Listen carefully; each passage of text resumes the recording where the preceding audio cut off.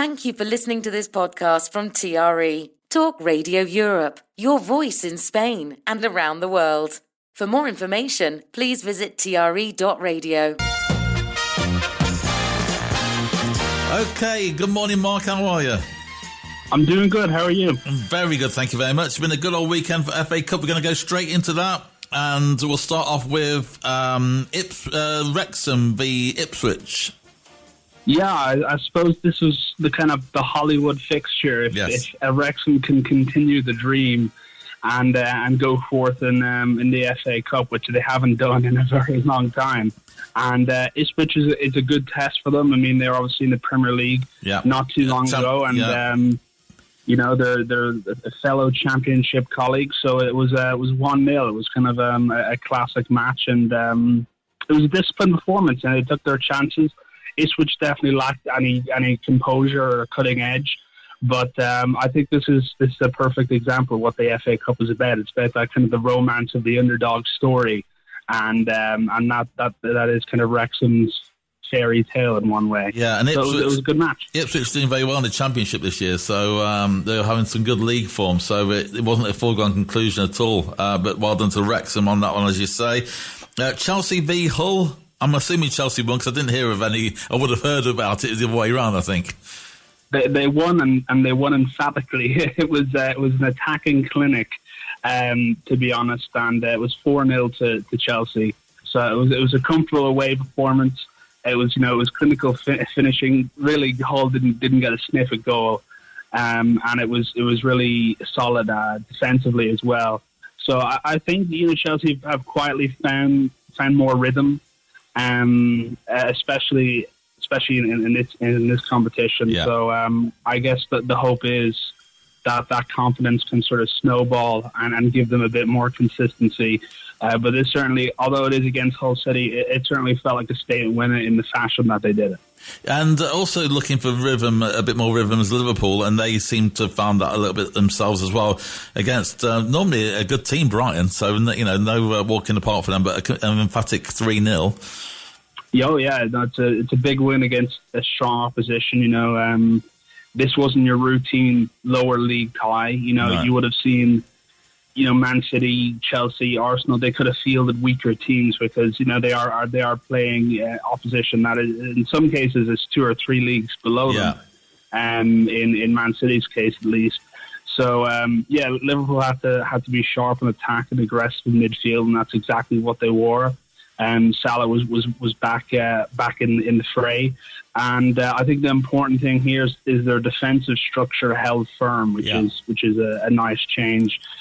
So beating a fellow Premier League side, I think, it more than anything internally sends a message of comfortability to them in the locker room, and lets them know they're still chasing silverware. I mean, it's been a tough season. It's tough to keep your head up. There's been some serious, tests of that team's inner strength and morale, but as long as they're chasing a trophy, I think, and this is a very achievable trophy, that it could still turn out to be a decent season. Yeah, and talking about, so what sort of team did Man City field against Salford then? It wasn't their best. I think Pep has I guess. He's got his eye in the Premier League. Yeah, he's got a pattern of treating these early rounds like training exercises and keeping total control while minimising risk. And City, of course, are one of the favourites for the FA Cup. They have to be, and this was no difference against Salford City. It was professional, it was controlled, it was efficient. There's no drama, no slip-ups, and they dominated possession and the tempo, and really they got the job done, which is what counts. I saw Salford City had a shot on goal. I saw that, and so it's great for these teams that the romance of the FA Cup is still there, and that's fantastic. Arsenal, we were talking about this earlier on. Arsenal getting a really big win against Wigan in the rain in London, 4-0.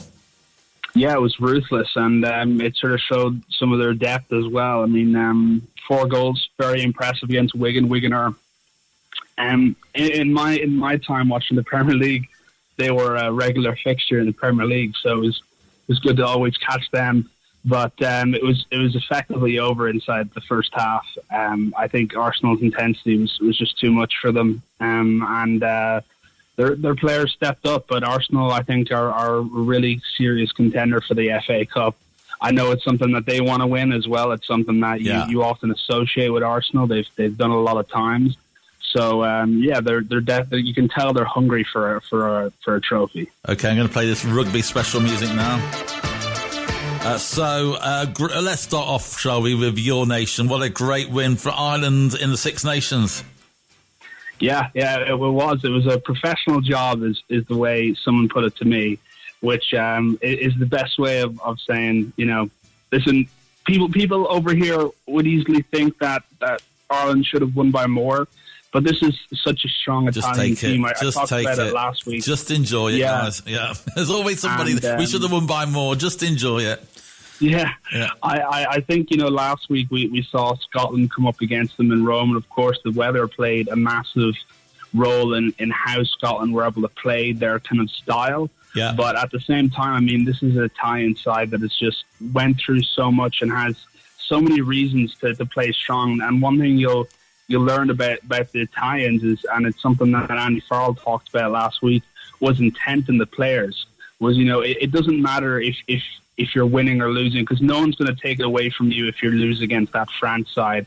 They're favourites for the Grand Slam. They're going to be favourites for the World Cup in 2 years. It's a really, really strong side. But one thing Andy Farrell did say is it's about how you lose. It's the intent in the players on how much they're willing to give. Are they still playing the match at the 82nd or 83rd minute? And that's one thing you can be guaranteed with this Italian side, is they never give up. They have such grit and resilience. And every tackle, I mean, there's two players there. I mean, it's a really impressive side. But Ireland still got the win. There's some standout players. I think a lot of people would have something to say about McCarthy's or Prendergast's performance. But Italy stayed competitive. They even led for a majority of the match. And it was the coming on of Gibson Park and Crowley that really changed the game. So I think a lot of Ireland fans now are going to be asking, for the England match, which is massive. We'll talk about England in a second. Should Crowley get the start over Prendergast? Because he just brought such consistency into the team when he came on, such experience as well. So I think a lot of people are asking for him, and Craig Casey brings, of course, his box kicking. But really, when Gibson Park came on, it just felt a lot more safer. Robert Balogun was another really impressive. I think he was the man of the match. Scored a crucial try. Jamie Osborne, I was really impressed with him. Stuart McCluskey as well. Yeah. He put in a really good performance. So overall, we had a really interesting match, and it's going to be really interesting to see how Italy bounce back from this. Let's touch on that Scotland-England match. I was talking to some Scotland fans beforehand, and they were saying, look, my heart's saying Scotland will win, but my head's saying England will win. England were expected to beat Scotland here, I think, weren't they? Yeah, no, they were, and for Scotland to hold them to what I think was 3 points in that 20-minute period. After coming out in the second half, of course, they were down a red card, but they're still a really, really strong team. And I tuned in, I think, in the 20th minute when it was 17-0 to Scotland, and I was really confused about what was happening because, of course, everyone was thinking, this is such a strong England side. We were just last week talking about, this is who's going to win the Six Nations, right up there with France. We're trying to separate the two. What went wrong then, do you think, for England? I went think right for Scotland? Yeah. Yeah, it was really down to how Scotland played. I mean, they controlled the territory and they really punished errors. And I think they're a really dangerous side attacking because they remind me a lot of Sevens football in one way. Yeah. Of how non-reactive their style of play is. It's so instinct based because that's just how good some of their players are. And England, struggled defensively. I think especially out wide, going down with the red card for 20 minutes certainly didn't help. It helped keep Scotland, in the game and took some pressure off them going into the second half. But it was really more down to how well Scotland played, more than England playing bad. They just got outplayed. in a statement the win. Scottish will be loving that, won't they? The Calcutta Cup, so fabulous. And it's their thing. I mean, 5 out of the last 6 years, Scotland have took that cup home. I mean, they show up when they play England, especially in Murrayfield. I mean, it's their home. That's it, right? Well, there we are, gritted teeth. Well done, Scotland. And let's just touch briefly then, before we do the Formula One pre-season testing, on Wales, France. France always looked like they were going to win that match, and they pretty well did. Yeah, it was ruthless and it was dominant, and it puts them in a prime position to take home the Grand Slam. I think a really interesting stat I read here was, of course, Steve Tandy has took over a very difficult time in Welsh rugby, so no one's going to hold that against them. No. But we talk a lot about discipline in the game. You know, it's a very important part. You're in a better chance to win if all 15 of your players are on the field. And we saw last week against England that there were 2 separate times where they were down to 13 players. But after the France match, it was the first match of Steve Tandy's that a Wales player. They kept all 15 players on the field for the full 80 minutes.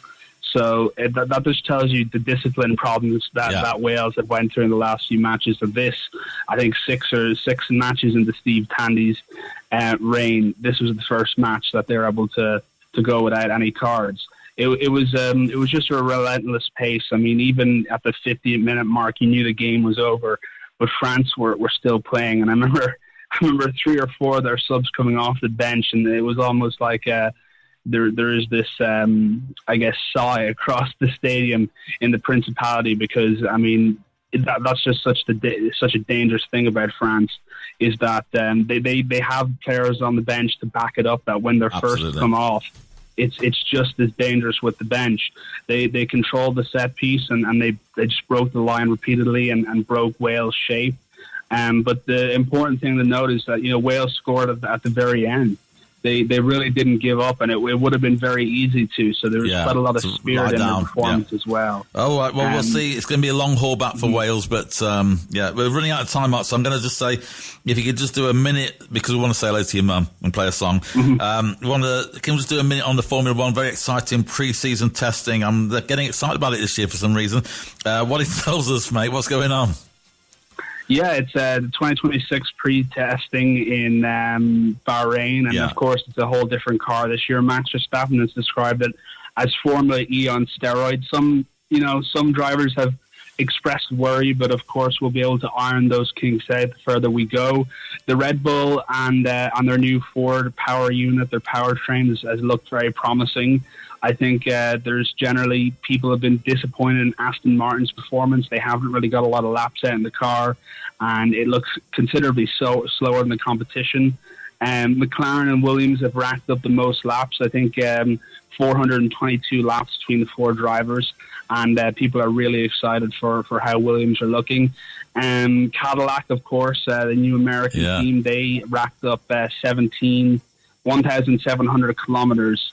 So it was good seeing Perez and Bottas back on in the grid. You know, and I guess the big winner has to be Mercedes. Everyone's looking at their engine, and it looks to be the winner. But the important thing around pre-season is it's not lap times that matter. You know, there's just some early pace signals that we can sort of read between the lines in. So we're going to know more as we get closer to the date. But the things that fans should look out for is driver confidence, reliability, and how teams are sort of which team is clocking in the most mileage, and that's how you tell what a pre-season is. Well, enough of all that, because we want to say hello to your mum. So, and I'm looking forward to Formula One. We'll keep an eye on that, of course, here on the Monday.